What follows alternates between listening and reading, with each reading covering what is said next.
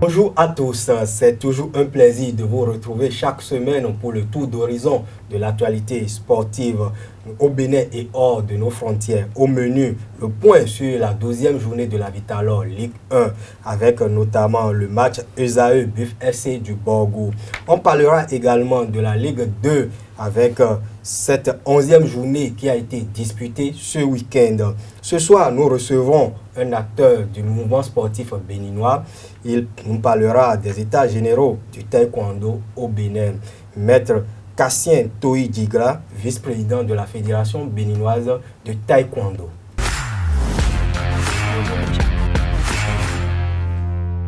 René Sabo, bonsoir. Bonsoir Laios, bonsoir aux téléspectateurs et merci de nous rejoindre. Anou Akapo. Merci aux téléspectateurs pour la fidélité. Et c'est toujours un plaisir. Renouvelé. Sans tarder, nous allons recevoir notre invité, le premier de Sport Plus, la nouvelle saison qui a démarré en novembre dernier. Maître Cassien Toï Digla, bonsoir. Bonsoir, M. Adjagbeno, bonsoir le plateau, bonsoir les téléspectateurs. Le général François Kouyami a passé le témoin à la jeune garde du taekwondo au Bénin le mois dernier. Maître Victorien Kouglenou a la lourde mission de conduire les destinées du taekwondo béninois.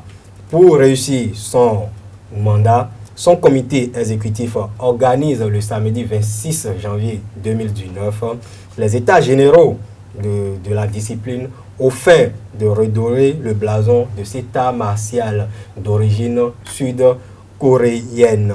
Et Maître Cassien Diga, pourquoi initier les états généraux en début de votre mandat? Merci, M. Adjagbeno. En début de notre mandat, nous avons pensé qu'il faut faire une évaluation de la situation. Le taekwondo est introduit au Bénin en 1974 par le grand maître Pierre Ogoudjobi. Et dès ce moment-là, le taekwondo s'est rapidement développé. Il était pratiqué dans tous les coins et recoins, dans toutes les grandes villes du Bénin.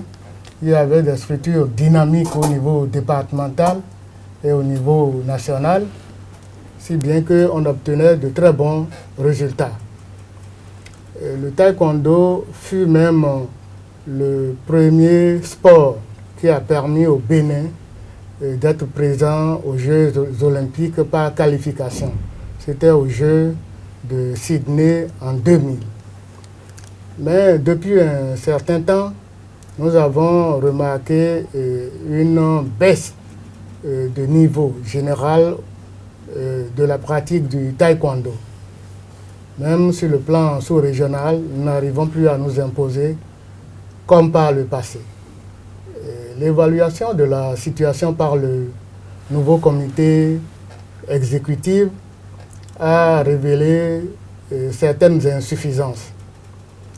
Le comité exécutif a donc mis au point un projet de développement sportif, mais il faudrait que ce projet puisse, afin d'être mis en œuvre de façon efficiente, recueillir l'avis de toutes les compétences, de toutes les expertises du taekwondo dont nous disposons sur le plan aussi bien national qu'au niveau de la diaspora. C'est la raison d'être de ces états généraux que nous organisons les 25 et 26 janvier prochains. Oui, c'est clair. Les objectifs visés par la tenue de ces assises du samedi prochain, c'est, comme nous le disons à l'entame, c'est redorer le blason de cette discipline pour que cette discipline sorte des sentiers battus.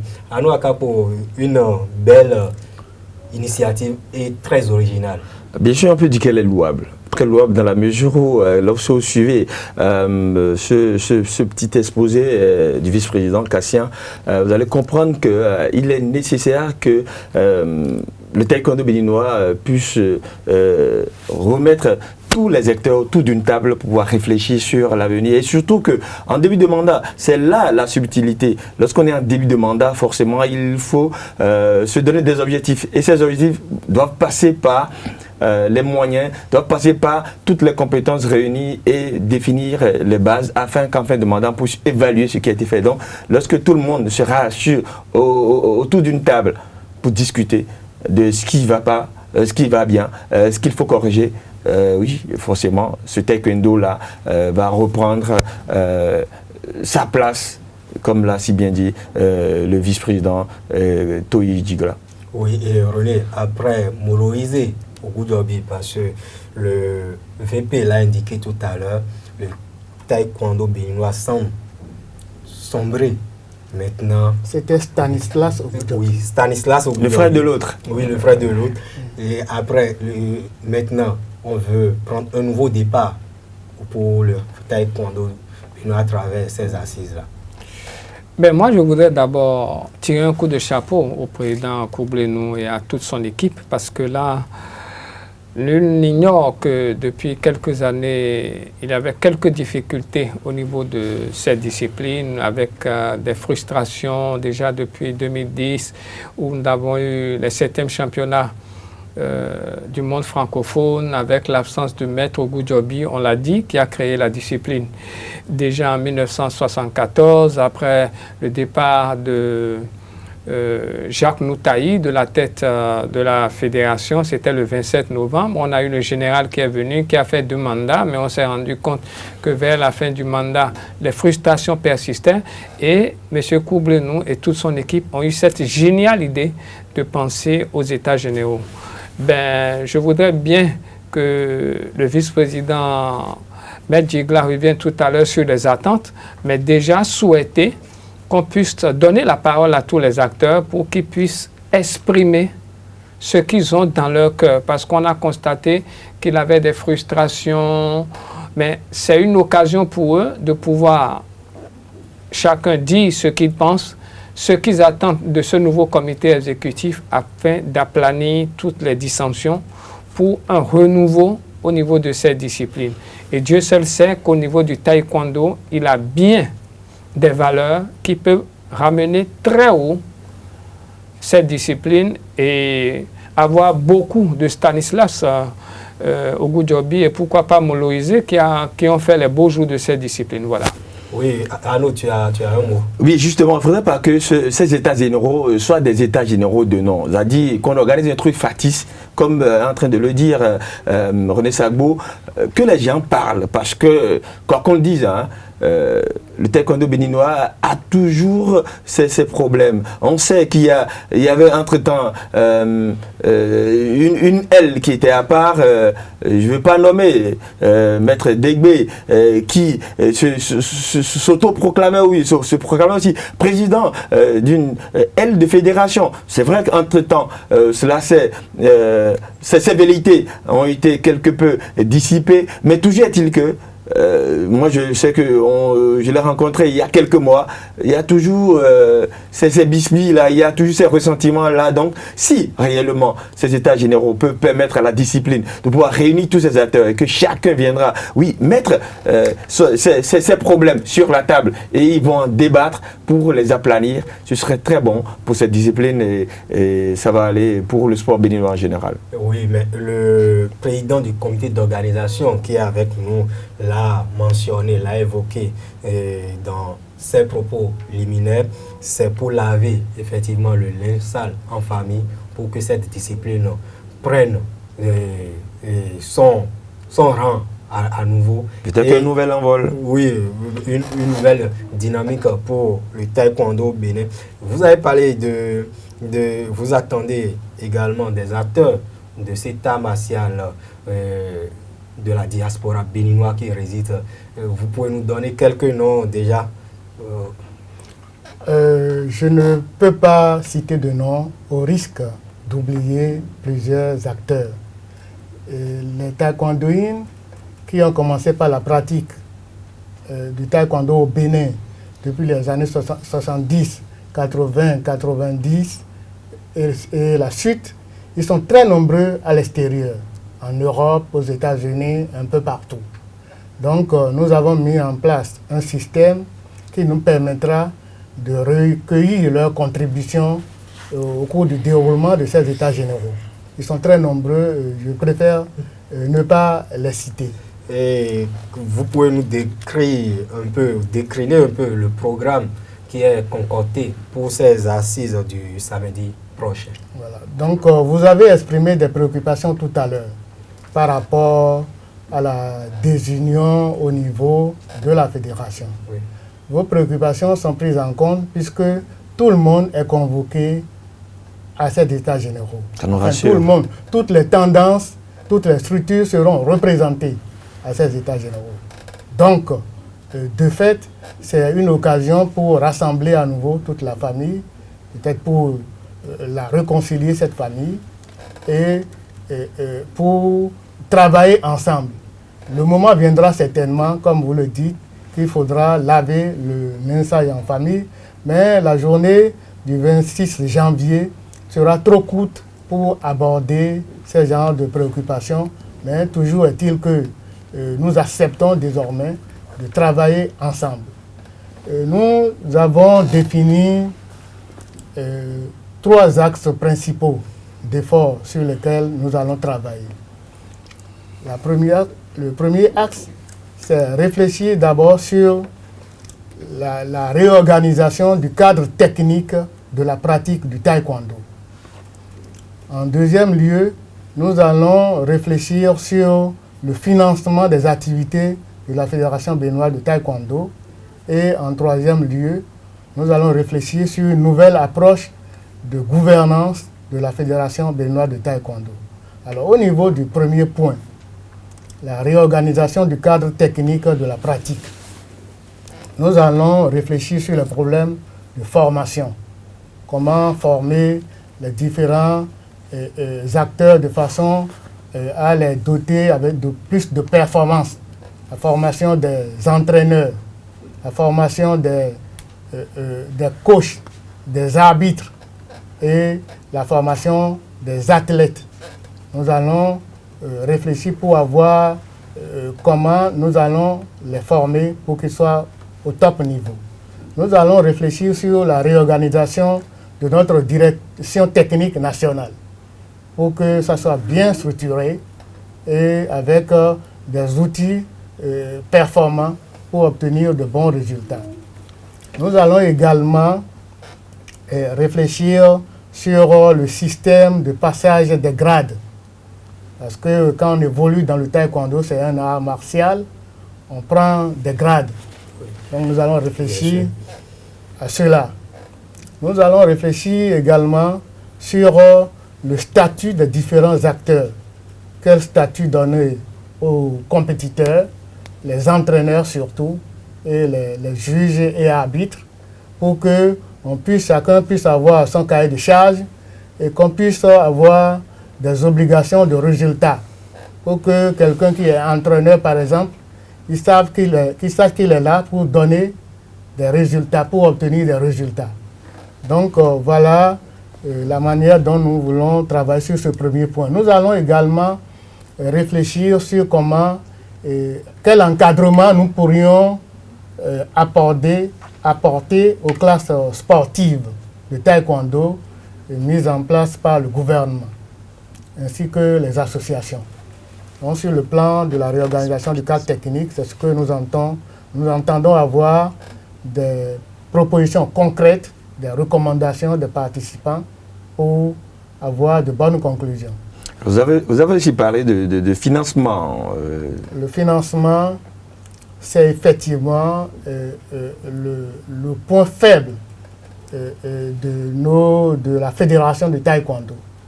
Effectivement, à ce niveau, il faut réfléchir pour savoir comment on va élargir un peu l'assiette des sources de financement de la fédération pour ne pas attendre uniquement la subvention du gouvernement. Nous allons réfléchir pour mettre en place un plan de marketing pour pouvoir rendre nos activités beaucoup plus visibles et pour pouvoir intéresser des partenaires avec qui nous pourrions avoir des contrats avec retour sur investissement, de manière à avoir des sources de financement appropriées pour le développement réel du taekwondo. J'espère que vous aurez beaucoup de sponsors, surtout que le gouvernement a entre-temps essayé de demander à ce que les gens puissent sponsoriser, pouvoir faire la contrepartie avec ce qu'ils ont à donner à l'État. Nous allons saisir cette opportunité. Et en troisième lieu, je parlais de la gouvernance, parce que là aussi, il y a un véritable problème. Nous allons essayer de restaurer l'autorité de la Fédération béninoise de taekwondo. Nous allons prendre en main la gestion de toutes les structures, depuis les clubs, les associations, les ligues départementales et les structures centrales de la fédération. Nous allons prendre en compte cette gestion-là et l'administration se fera avec équité, transparence, mais également avec rigueur et discipline. Nous allons voir quelles sont les récompenses que nous pourrions mettre en jeu pour essayer de motiver les acteurs à différents niveaux pour qu'ils s'impliquent effectivement dans le développement du taekwondo. Ok, et René Sabo a une question certainement pour vous. Oui, avant cette question, je voudrais revenir un peu sur la nouvelle approche de la gouvernance qui serait abordée, parce qu'on a constaté qu'il y a eu quand même dans un passé récent une contestation par rapport à la gestion financière de certains comités exécutifs. Est-ce que ça serait pris en compte dans ce module que vous abordez? Absolument.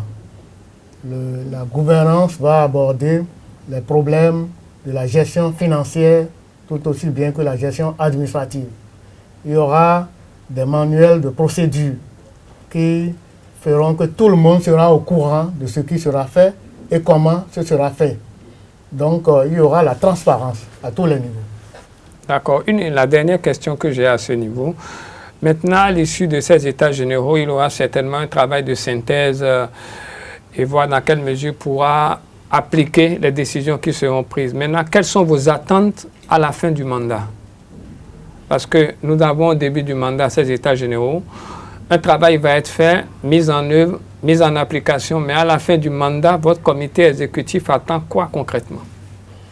Il faut dire que la vision du nouveau comité exécutif présidé par M. Koubleno-Victorien, c'est de faire du taekwondo un sport national et de faire du Bénin l'une des plus grandes nations du taekwondo en Afrique et dans le monde. Et ce n'est pas une vision de court terme. Nous allons travailler sur la durée. Nous avons un mandat de 4 ans.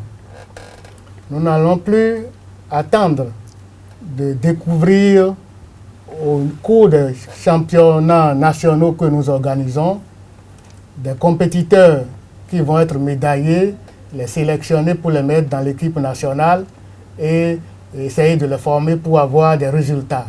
Désormais, nous allons travailler sur la fondation. Nous allons travailler depuis la base. Nous allons faire d'abord, comme je l'ai dit, du taekwondo un sport national. Cela suppose que c'est pratiqué par un plus grand nombre, un nombre beaucoup plus important de Béninois. Qu'au niveau de toutes les contrées du Bénin, que le taekwondo soit pratiqué. Nous allons donc veiller à ce que les gens soient motivés, les populations soient motivées pour s'inscrire massivement au taekwondo dans les associations.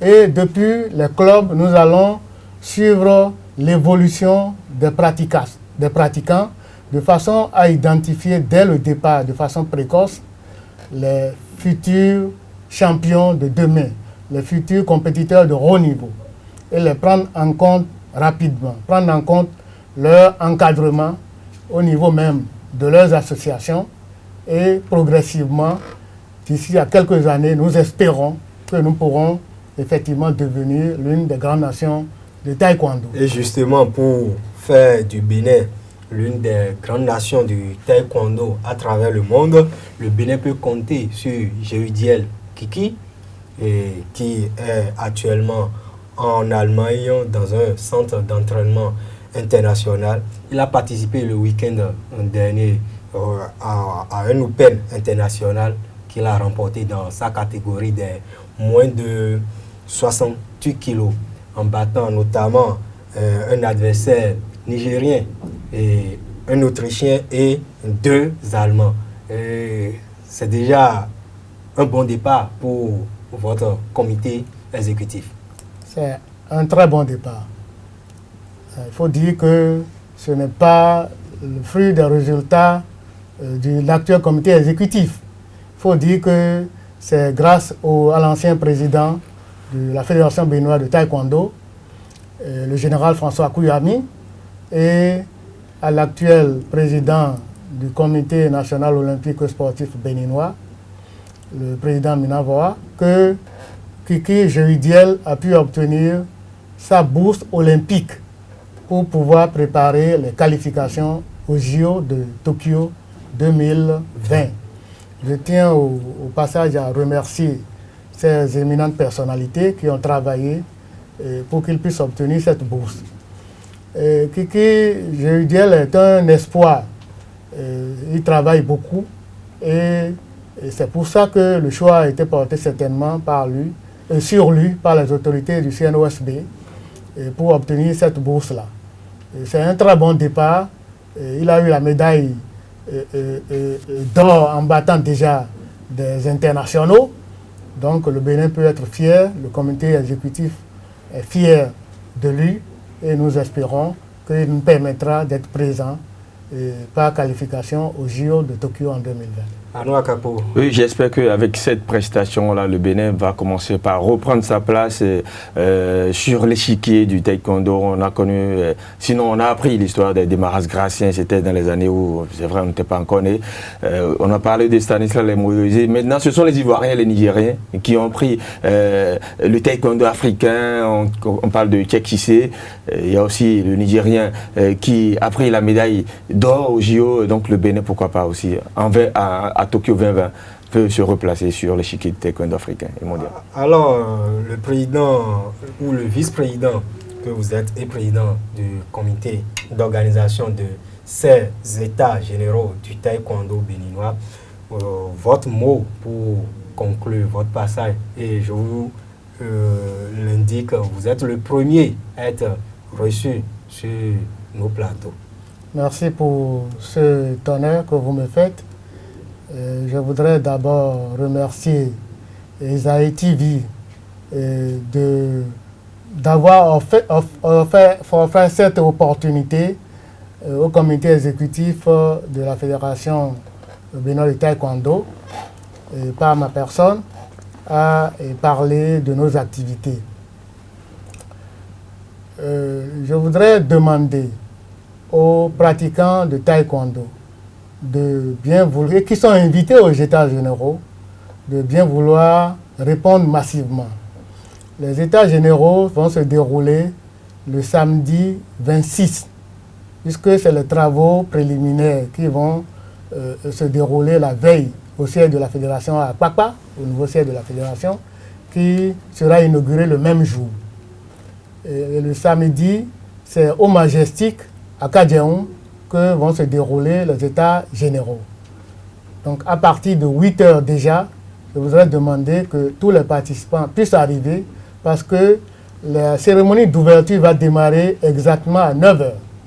Les États généraux sont placés sous le haut patronage du ministre du Tourisme, de la Culture et des Sports, Oswald Khomeki, qui va procéder à l'ouverture officielle de ces États généraux.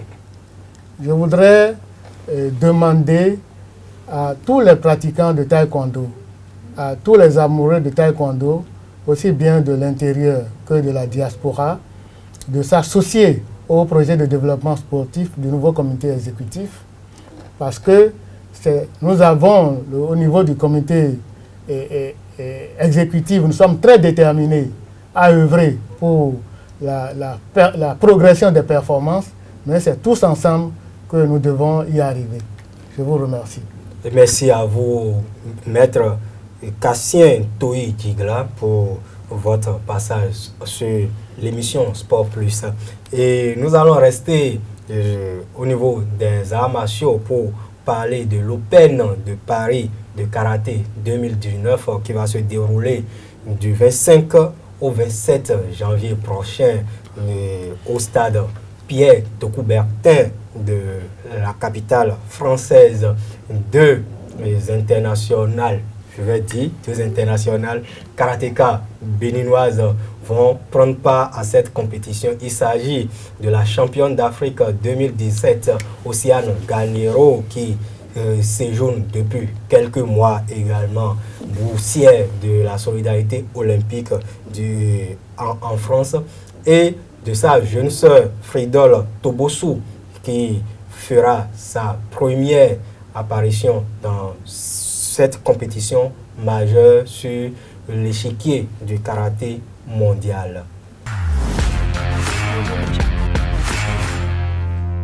Après cette longue page consacrée à l'actualité des États généraux organisée par le nouveau comité exécutif de la Fédération béninoise de taekwondo, nous allons aborder à présent la page football de cette émission.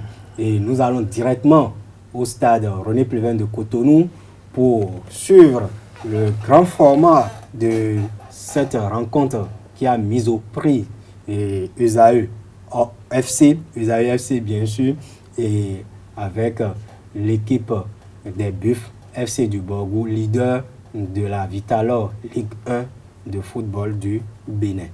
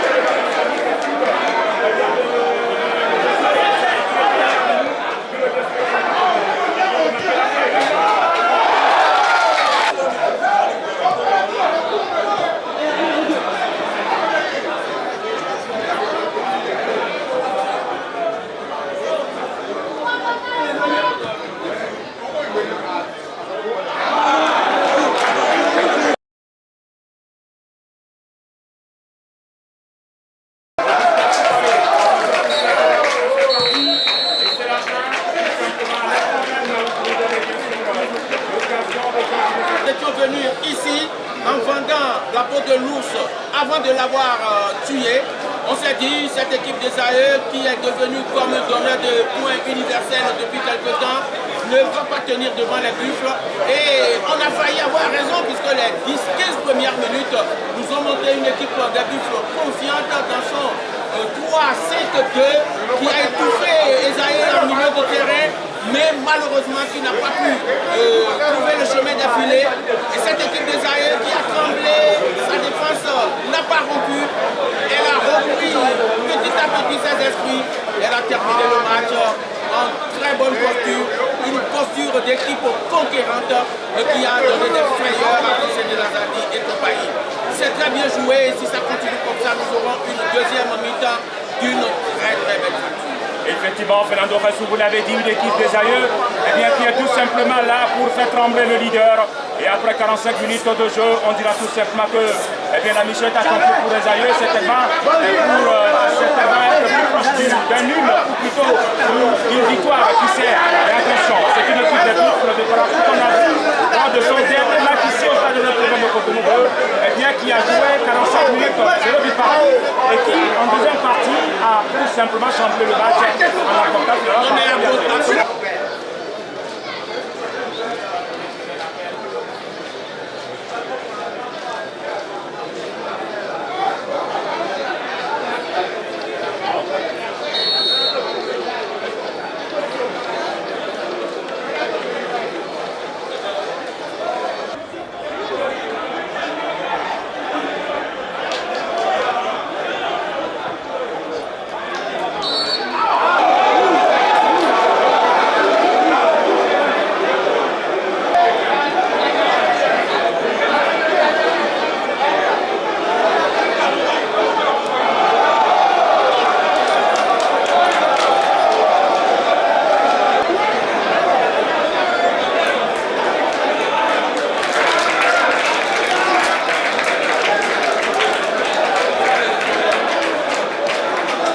Cette rencontre s'est soldée par un match nul et vierge de 0 but partout entre les deux formations. Esaïe FC qui enchaîne une deuxième journée sans défaite pour le compte de ce championnat. L'opération remontada entre Griffes a donc commencé et Marcel Dandinou, capitaine de la formation universitaire, et son entraîneur Richard Bior se sont exprimés à la fin de la rencontre. Je ne dirais pas que c'est un sentiment de joie parce qu'on s'était promis de prendre les 3 points. Parce que les Buffles du Borgou, ils ont des joueurs de qualité. Mais notre objectif, c'était de prendre les 3 points coûte et coûte. Mais on n'a pas pu faire, on a pris le 1 point. C'est déjà pas mal. Alors on va continuer à travailler. En deuxième partie, j'ai joué en infériorité numérique. J'aurais pu jouer avec mon effectif et peut-être vous allez voir autre chose. Comme je dis toujours, on va continuer à travailler et aborder les matchs avec beaucoup plus d'envie, beaucoup plus de détermination pour prendre les 3 points. Parce qu'on a commencé, on s'est promis, il n'y a plus de défaites. Donc nous allons bosser dur pour prendre les 3 points chaque match. Ça vient déjà, vous allez constater qu'il y a un changement. Les années que vous avez vu en début de saison, ce n'est pas la même équipe. Là, ça joue. Et vous allez demander en tout cas, à l'équipe en tête, les Buffles, à quelle opposition ils ont eu à faire ce soir. Ça veut dire que ça a commencé par prendre la mayonnaise déjà. Justement, à cette question, Esaïe FC a opposé une belle résistance au Buffles FC du Borgou. L'entraîneur Bruno Goudjo, alias Adola, ou encore José Mourinho, béninois, et son capitaine Nabi Yarou ont reconnu que Esaïe a été la première formation qui les a bousculés au cours de ce championnat. Esaïe, c'est une équipe que je respecte beaucoup. Ils ont un bon coach qui n'aime pas dégager le ballon, qui aime poser le jeu. Et ils ont de très bons joueurs techniciens. Voilà, ils ont su profiter de notre faiblesse pour avoir le match. Malgré qu'on était à 10 contre 11. En matière de football, c'est comme ça, il y a des hauts, il y a des bas. Donc, nous sommes en train de surmonter notre bas. Voilà, ce n'est pas une défaite pour nous, c'est un point, c'est important. C'est comme ça, il y a les hauts, il y a les bas. Donc c'est notre bas dans le jeu. Nous allons essayer de mieux se concentrer pour vite rebondir par rapport à l'énergie. Voilà. Ça arrive parce que depuis que le championnat a commencé, c'est le premier match que j'ai vu que ça nous a créé un peu de soucis. Nous on va continuer à travailler et s'y mettre et voir ce qu'on peut corriger dans les jours à venir. Match nul vaut mieux qu'une défaite. Et depuis que le championnat a commencé, c'est la seule équipe qui a invaincu. Et vous devez commencer par là. 2 matchs nuls. Malgré que j'ai fait match nul, je suis toujours premier. Ça arrive. Vous êtes quand même en supériorité numérique. Mais à quelle heure? Ne dis pas ça, parce que l'équipe des AE, c'est une équipe qui est en place. Il y a des grands joueurs, des joueurs qui ont joué avec l'équipe nationale et locale, junior, cadet, ils sont là. Ils ne sont pas venus pour regarder le public, ils sont venus jouer. Anou Akakpo, c'était le véritable test pour Esaü après ces résultats en dents de scie et cette victoire nette face à l'AS Police de Cotonou lors de la 11e journée. Mais on peut dire que c'est réussi. Mais oui, on se demandait si, face au buffle de Parakou, Esaü peut tenir. On a constaté que la victoire contre l'AS Police n'était pas une victoire comme ça parce que l'AS Police était le dernier de la classe de la Ligue 1. Et donc ce match-là, à voir l'opposition, à voir comment les joueurs de Esaü étaient entreprenants, on s'est dit véritablement cette équipe a commencé par reprendre du poil de la bête et s'est véritablement relancée dans ce championnat parce que avant cela, ce n'était pas ça. C'est vrai, il y avait une victoire lors de la première journée. Après, c'est des défaites surtout. Il y a beaucoup plus de creux que d'ascension. Donc avec ce match-là, on peut dire que oui, ça peut être encore le nouveau départ de Esaü dans ce championnat. Décidément, de nouveau départ sur ce plateau aujourd'hui. Esaü qui a amorcé depuis la 11e journée sa remontée au classement et désormais l'équipe est 13e SECO avec Énergie FC de la SB2E, même nombre de points, 13 points, même goal différentiel, -1 au classement. Ben oui, je voudrais d'abord dire bravo à cette équipe de Esaü parce que j'ai eu la chance de suivre cette rencontre et je dis que c'est un nul mérité parce qu'on a constaté une équipe bien requinquée qui a fait douter le leader du championnat. Et il est souhaitable que tout continue parce que ne pas dormir sur ses lauriers, le prochain adversaire s'appelle Béké, qui serait aussi en conquête à René Pleven. Et pour moi, c'est une rencontre de confirmation pour Esaü. Et il faut toujours leur faire comprendre à tous ces joueurs que toute défaite est interdite dimanche prochain du côté de René Pleven et il va bien falloir que l'encadrement technique, les joueurs continuent sur la même lancée pour pouvoir quitter un peu le bas du tableau. C'est vrai, ils sont plus dans la zone rouge, mais pouvoir remonter un peu en milieu de classement pour les autres joutes parce que là, on constate que Esaü, un travail est fait par l'encadrement technique et il faut continuer pour le bonheur de cette équipe. Voilà. Oui, pour le bonheur de cette équipe, mais les adversaires de Esaü le week-end écoulé ont accepté cette opposition que l'équipe leur a imposée et son entraîneur Bruno Goudio Adoula est allé jusqu'à dire que son équipe qui a allié 2 matchs nuls de suite après 7 victoires consécutives ne fera pas 3 matchs d'affilée. Suivez-le. J'ai pris l'équipe de Buff pour avoir encore le titre et je travaille pour avoir le titre. Voyez un peu ce que je dis, non? Déjà, vous devez comprendre, tout le monde nous craint. D'accord, l'entraîneur d'Esaü, c'est un entraîneur qui a beaucoup d'expérience. Bio Richard, il n'est pas un enfant dans le domaine. Il me connaît bien, je le connais très bien. Ça veut dire qu'il a bien préparé le match et ça a marché pour lui. Vous n'êtes pas à savoir qu'on a pris la tendance. C'est vers la 75e minute, ils ont pris un peu la tendance. Mais nous, on a renversé. Mais ça arrive, c'est un match de football. Un match nul vaut mieux qu'une défaite. On va continuer à travailler. Et la prochaine journée, on va essayer de corriger les 2 matchs nuls, comme vous le dites là. Vous allez voir, on va mettre les bouchées du pour corriger ça. Il n'y aura pas 3 matchs nuls. Merci. Adoula qui reste égal à lui-même. Oui, on sait que c'est une personne qui n'a pas sa langue dans sa poche. Adoula dit ce qu'il pense.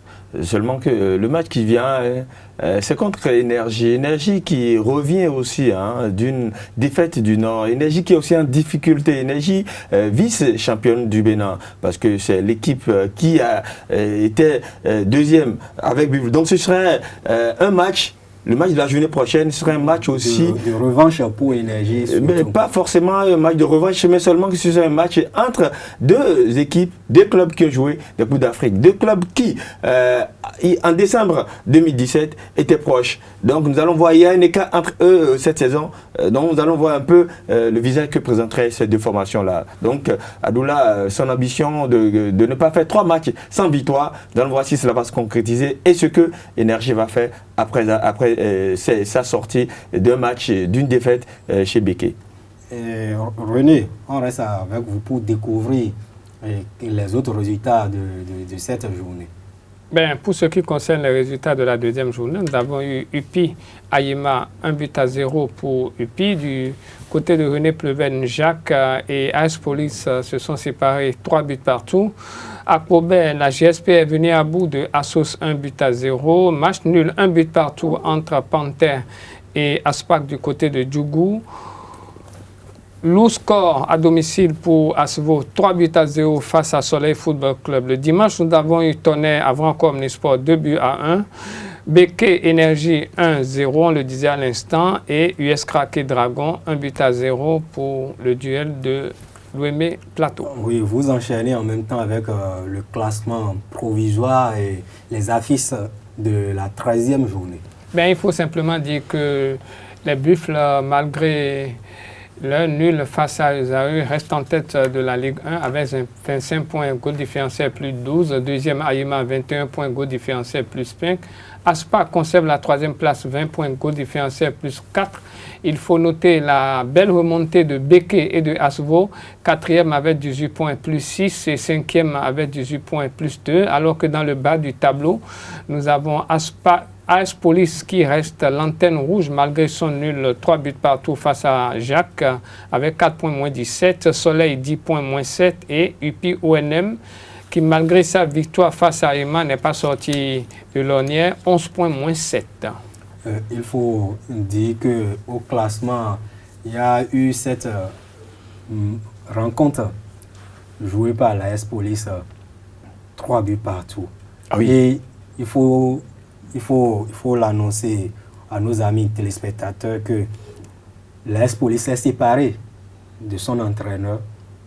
Oui, Émile Enansouan, il n'était pas sur le banc, c'est bien sûr Francis Onokon, son adjoint qui a coaché ce match et on pensait voir la première victoire de l'AS Police avec son nouvel entraîneur sur le banc parce que ce club a mené 2 fois avant de se faire rattraper et heureusement qu'ils ont égalisé à toutes. Je dis, ça c'est ce qu'on appelle parce que... le Fergie time. Oui, ils ont mis le pénalty, l'arbitre a indiqué la porte du vestiaire aux deux équipes.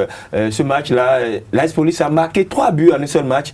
Ça le faisait le total en 11 journées. Donc, c'était le match le plus spectaculaire de la journée, de cette journée, de la 12e journée. J'étais un peu content de voir un peu l'AS Police jouer, même si pour moi, c'était Jacques qui n'avait pas bien faire le match là, parce que chaque fois que Jacques allait au taquet, chaque fois que Jacques allait en attaque, ça faisait mouche. Et donc, je me suis dit que finalement, c'est Jacques qui n'avait pas bien fait son travail le jour-là. Oui, mais de l'autre côté, il y a également les Dragons FC, ou les Dragons de l'OME qui ne marchent pas bien ces temps-ci. Les Dragons, comme le dit notre ami Casimir, un féru du football au stade. Un fanatique, un supporter qui est toujours présent. Oui, les Dragons crachent de l'eau. Et non du feu. Et non du feu. Et Dragon également a joué de la diplomatie pour se séparer de Luc René Messan. Ben oui, avec une série de défaites, c'est vrai, le départ de 3 René défaites d'affilée. Messan. Le départ de René Messan n'a rien changé par rapport au déluge qu'on constate au niveau des Dragons, puisque les Dragons se sont inclinés à craquer 1-0. Et là, ça devient sérieux parce que 15e avait 13 points moins 3. on se demande qu'est-ce qui va bien se passer pour Jean-Louis Noumarian qui a pris la relève. Je pense que le week-end prochain, ils sont au repos, ils vont observer et on va voir ce qui va se passer à la 14e journée. Mais avant, je pense que les autres rencontres vont se disputer. Déjà vendredi à René-Pleven, la JSP serait en déplacement pour affronter l'AS Police, un match test, comme l'a dit Arnaud Akapo. À Porto Novo, on aura le samedi Assos Jacques. À René-Pleven, de Cotonou, on aura AS Police Soleil, une rencontre intéressante. À Dambo, le choc de cette journée, Asvo Panther, match difficile pour les protégés du président Marcelin Bokover. Et dimanche, nous aurons à René-Pleven 2 rencontres à 14h. Béquet, qui serait l'hôte de Zaïre, à 16h, le choc énergie Buffle. Et du côté du Missirité, nous aurons Ayema qui affronte Tonnerre Football Club. La Ligue 2, avec vous, Arnaud Akapo, les résultats du week-end écoulé, le classement et les affiches de la prochaine journée. Oui, il faut dire que pour cette journée, il y avait aussi un choc entre le deuxième et le troisième. C'était AS Cotonou qui recevait Audio et le match, ça n'a pas raté parce que franchement, il y avait eu du spectacle à l'arrivée. 2 buts partout entre les deux formations et c'était aussi chaud parce que il y a eu, on s'attendait à ce que le match produise des étincelles. Il a fallu avoir du feu parce que ce match, nous allons revenir sur ces incidents qui ont souvent lieu sur les stades de la Ligue 1 et de la Ligue 2 depuis le démarrage de ce championnat. Surtout qu'il y en a eu, beaucoup. Des clubs ont été déplacés. Franco a été déplacé. Dynamo, Tonnerre également a été déplacé. Donc pour les autres résultats, Mamba Noir a perdu 1 but contre 2 face à Zazira. 2 buts à 1, c'est aussi par ce résultat que Requin, qui son opération remontée lui sera difficile parce que les Awisiwasa sont loin de leurs objectifs. Ils sont à 14 points du tableau, je peux dire du podium. Et donc, le match Delta Real de Parakou a été reporté. Vous savez pourquoi? Parce que Real de Parakou est éploré. Ils ont perdu leur attaquant Elisha Ouchou. Et donc, victoire de Dynamique face à l'UNB 3-2. L'Aestado a été battu par Espoir de Savalou. 1-0. Match à Kanké GSA, aussi non disputé. Et donc, Taneka a été dominé par Dynamo de Parakou. Match nul entre Cavalier et Entente qui allait arracher le nul du côté de Parakou. La GSO, sinon, oui, bien sûr, la GSO, le club de Ouida, était au repos pour les affiches de la prochaine journée. On aura un alléchant. Requin, Cavalier, Taneka, Dadien, Delta, UNB, Zazira, Entente, ce sera le dimanche, le samedi à 14h. Real Parakou va jouer à Estado toujours à 16h à Parakou. GSO, de retour de ses repos, va retrouver Akanké. Mamba Noir va jouer à AS Cotonou. Ce sera sur le terrain du campus universitaire d'Abomey-Calavi. On aura aussi Audio, Dynamique, Akome et puis GSA. Dynamo de Parakou Espoir sera au repos pour la journée prochaine. Donc la tête, c'est bien sûr le Real de Parakou, sans même jouer, qui conserve toujours la tête de ce classement pour après la 11e journée. Merci à vous, Arnaud Akapo. Et nous allons parler du tennis. La jeune béninoise Gloriana Naum a fait parler d'elle lors du championnat de zone des moins de 14 ans et 16 ans. Oui, moins de 14 ans. Et 16 ans du côté de Lomé.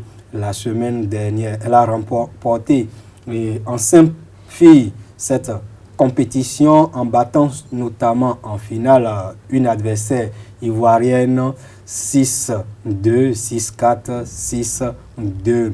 Et elle va participer du coup au prochain championnat d'Afrique des 14 ans et moins en Tunisie en juin prochain.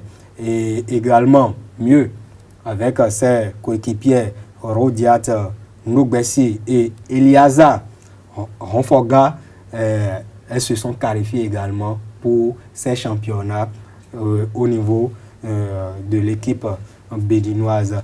Et pour être complet sur cette actualité, 9 pays ont pris part à cette compétition qui s'est déroulée du 7 au 15 janvier dernier. Il s'agit notamment du Nigeria, du Ghana, du Burkina Faso, du Cameroun, de la Côte d'Ivoire, et du Mali.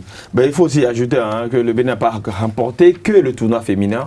Le Bénin a aussi remporté le tournoi masculin en individuel. Donc c'est déjà intéressant ce qui se passe avec le tennis béninois depuis pratiquement 2 ans. Oui, après les jeunes Ano et Sewanou. Bien sûr, Sewanou. Et son compère, son nom m'échappe, le tennis béninois au niveau de la jeune génération est en train de prendre son envol.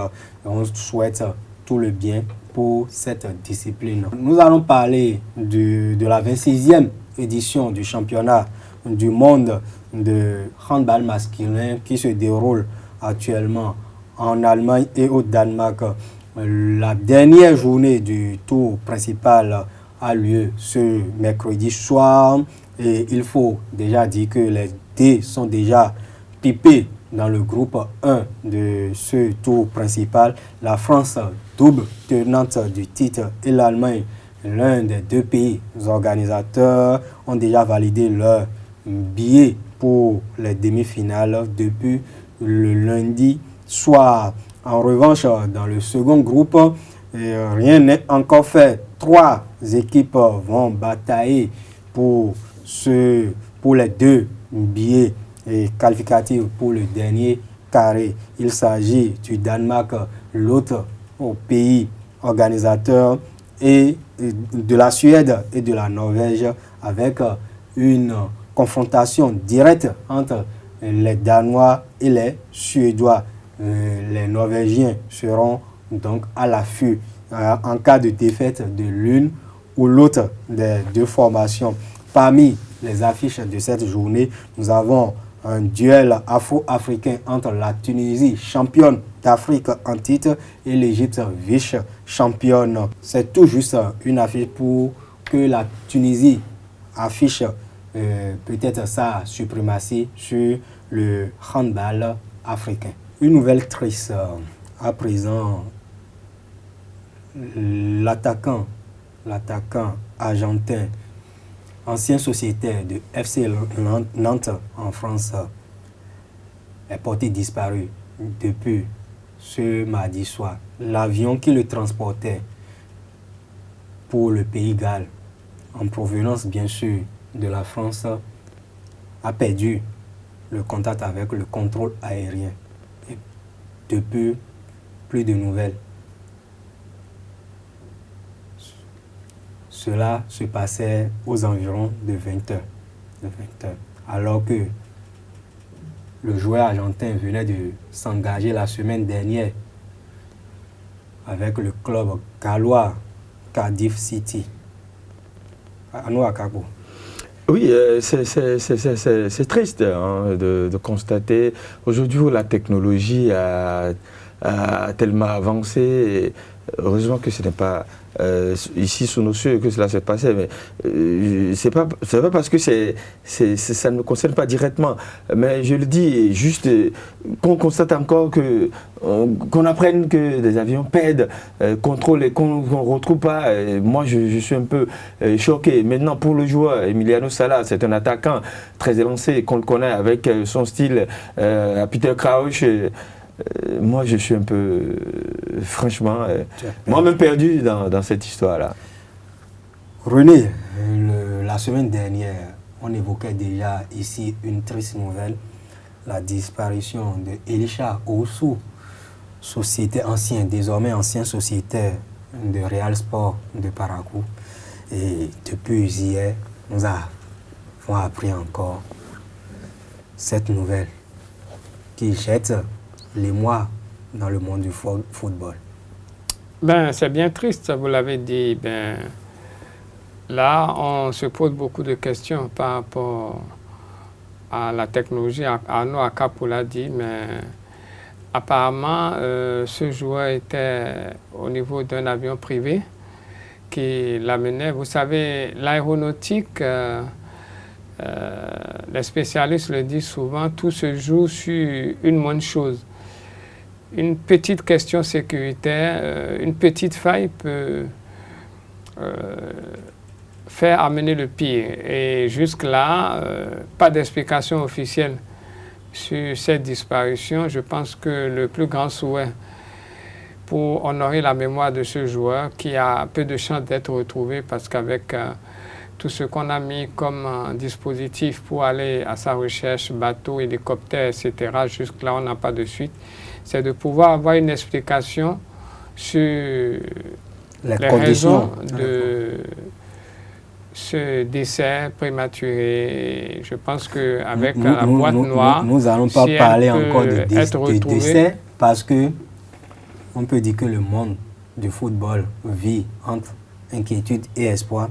Oui, Puisque le joueur lui-même, il a envoyé un message audio à ses proches avant l'embarquement, et dans ce message, comme il voyait déjà une prémonition où il voyait déjà cette situation. Bon. Il parlait de l'avion qui semble voler, tomber en morceaux. Suivons juste cet extrait. Salut mes petits frères, comment ça va? Moi je suis claqué, j'ai passé la journée à Nantes et j'ai fait des tas de trucs, ça n'en finissait plus. Et donc là je suis dans l'avion, on dirait qu'il est sur le point de tomber en morceaux. Je vais décoller pour Cardiff.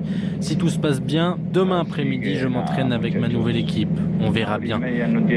Si dans 1h30 vous n'avez pas de nouvelles de moi, je ne sais pas s'ils vont envoyer quelqu'un me chercher, car ils auront du mal à me trouver. Mais bon, vous savez, j'ai très peur. Nous souhaitons beaucoup de courage pour ses proches, ses anciens et nouveaux coéquipiers. Et pour conclure cette émission, un mot sur l'Assemblée générale du réseau des journalistes de sport au Bénin qui va se dérouler le samedi prochain du côté de la capitale béninoise.